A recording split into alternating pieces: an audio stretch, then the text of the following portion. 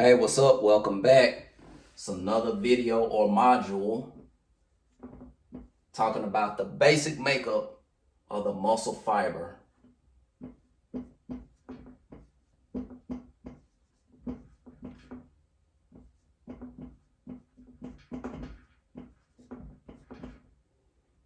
All right, we're about to have some fun with it.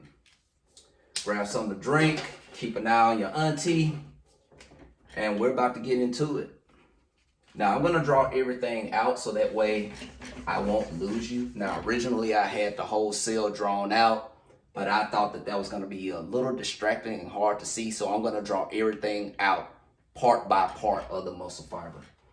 So, here goes nothing. I'm going to start here with the cylinder. I'm not going to go into the naming conventions yet until I draw a few details out.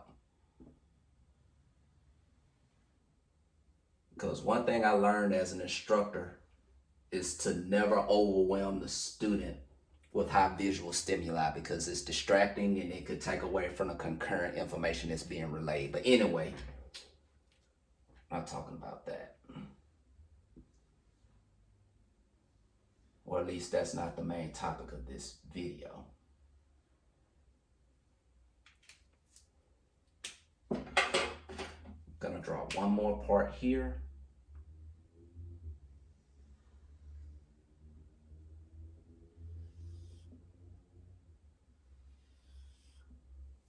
All right, I think this is a good place to start.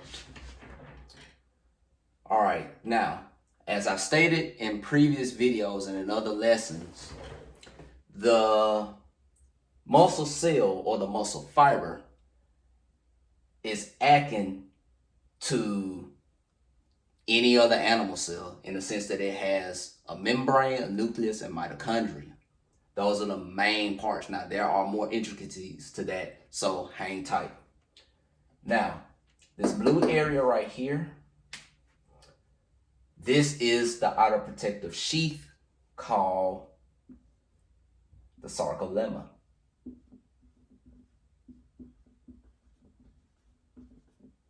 Now, the sarcolemma is just another word for cell membrane. It's just specific to the muscle cell or the muscle fiber. And again, it operates just like any other cell membrane. It acts as a selectively permeable sheath that allows certain things in and out.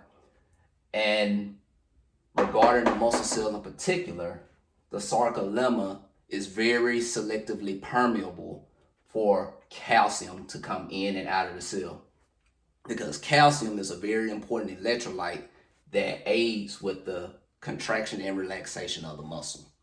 More on electrolytes on another video. So that's the sarcolemma. It's a protective sheath around the cell.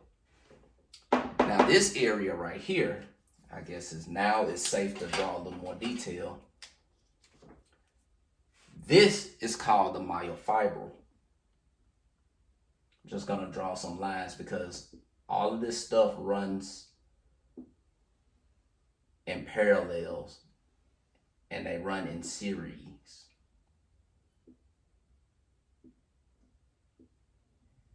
And basically the myofibril, just gonna write the term here,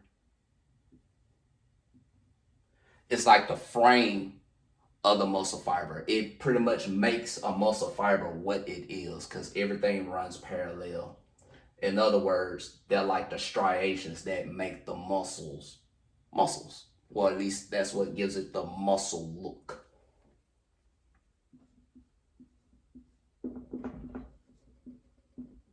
Now, the myofibril has a lot of intricacies within it, but that's going to be a separate video.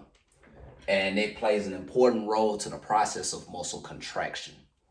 But again, future video. This is the myofibril. And with every eukaryotic cell, meaning that it has a nucleus, we're going to draw ourselves a nucleus here. Now, there's no special name for the nucleus of a muscle cell, thank goodness. But it serves the same purpose as a nucleus in any other cell. It is the brain of the cell that instructs everything that is happening within this fiber. That's the simplest way I can put it. It houses a lot of genetic material and all that good stuff. So this is the brain, and it tells this muscle fiber everything to do. Now, in order for this brain and everything in it to work, you have this other organelle in the muscle fiber called the mitochondria. I'm just going to draw that here.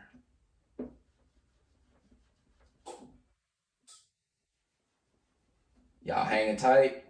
Y'all got an eye on your aunties? You staying with me? Because Killmonger don't sleep. Black Panther reference. If you don't get it, watch the movie.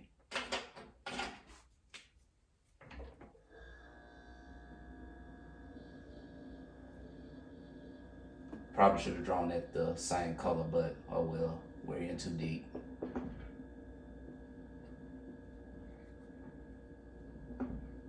Now, as I've stated, the mitochondria is the battery or the powerhouse of the cell. And unlike many other cells, the muscle fiber, or the muscle cell for short, needs a lot of these to operate, because when you think about the muscle is constantly working. So there needs to be a lot of these in place in order to keep this cell running, or to keep us moving, your heartbeat, everything. Like even as I'm sitting here writing, a lot of mitochondria are putting in work to keep that muscle cell and that muscle fiber energized. Now I'm going to discuss the mitochondria more specifically in other videos, and to explain why it is considered the powerhouse of the cell. In other words, I'm going to explain the biochemistry of the mitochondria itself, because that is a whole video. But anyway, moving forward. Now, within the myofibril, or much rather inside the sarcolemma, you have what's called sarcoplasm.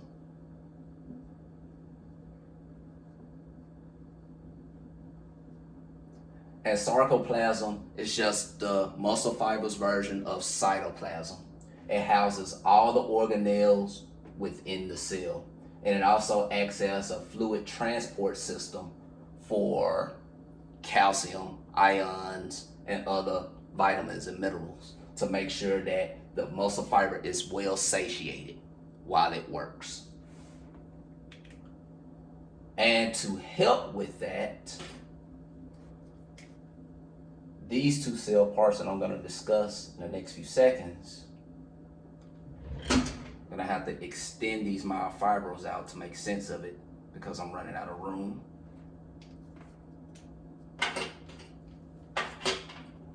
To help with the circulation of primarily calcium and other nutrients, well, mainly just calcium, just to keep it simple, I'm going to draw these lines right here called transverse tubules, and I'm going to draw two sets of them.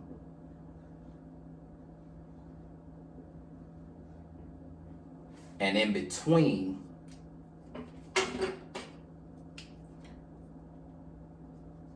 I'm going to draw what's called the sarcoplasmic reticulum. Now the former being transverse tubules, we're just going to call them TBs for now. Transverse tubules are like calcium reservoirs for the cell. And the sarcoplasmic reticulum connects the transverse tubules to make sure that the calcium is being well circulated through the sarcoplasm. See, everything is connected. And of course, all of this is driven by the nucleus and the mitochondria. Now, if you remember anything from biology, which I'm pretty sure some of you have not, unless you are a biology major, you're just into science like that. The Sarcoplasmic Reticulum, or SR for short, is another version of the endoplasmic reticulum in plant and animal cells. The reason why it's called sarcoplasmic reticulum is because it's pertaining to the muscle cell. I'm gonna write the word out here.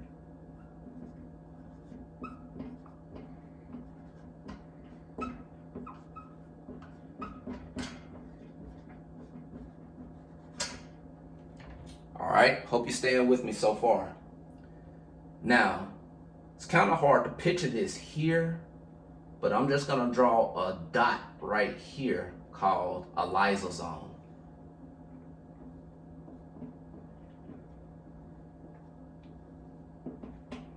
And the best way to describe this cell part, or this fiber part right here, is like, okay, you have the nucleus right here. Make sure I label that. The nucleus is the brain of the cell. The lysosome is the stomach of the cell. It has a lot of enzymes that digest certain things to keep the cell protected and nourished. So that's basically what the lysosome is. And then on the outside of the sarcolemma, or the cell membrane, you have inlets to the transverse tubules. And again, these little inlets allows calcium in, so that way it can reach the transverse tubules and circulate it through the sarcoplasmic reticulum. So this is the muscle fiber anatomy, and I'm gonna give you a quick overview of everything that I've just explained. Now, you have the mitochondria, these things right here. That's the battery and the powerhouse of the muscle cell. Then you have the lysosome. The lysosome is the stomach of the cell that helps digest material to help distribute throughout the cell. Then you have the myofibril, which is like the framework of the muscle fiber. It pretty much makes the muscle fiber a striation structure, or a parallel structure, just as I've drawn here. Then you have the sarcolemma, which is basically the cell membrane of the muscle, a selectively permeable sheath that protects the cell and its inner workings. It will only allow certain things in and out to keep it protected and nourished. Then you have the nucleus, which is the brain of the cell. And then this section right here, this network, the transverse tubules, which is reservoirs of calcium. And then it is connected by networks called the SR, the Sarcoplasmic Reticulum, to help further transport calcium from network to network. From TB to TB, the SR transports calcium. And it acts as an aid to the sarcoplasm, which is like the fluid-filled space that houses all the organelles and cell parts, or muscle fiber parts, within the sarcolemma. Did I lose you? And again, just watch the last portion of this video. If I lost you, I hope I didn't. But that is the general makeup of the muscle fiber. Now, in the next video, or in a future video rather, we're gonna talk more about the intricacies of the myofibril. And I'm gonna save that for another video, because there are different kind of bands and lines that make up this myofibril that aids in muscle contraction. And